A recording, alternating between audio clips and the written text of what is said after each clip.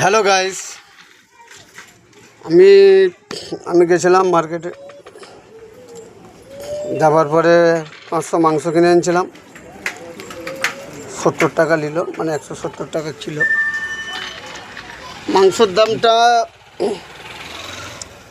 প্রতিটা দোকানে, মাংসের দোকান, সরি বলতে যে কথাটা আমি একটু অন্য মাইনে আছে তো সেখানে,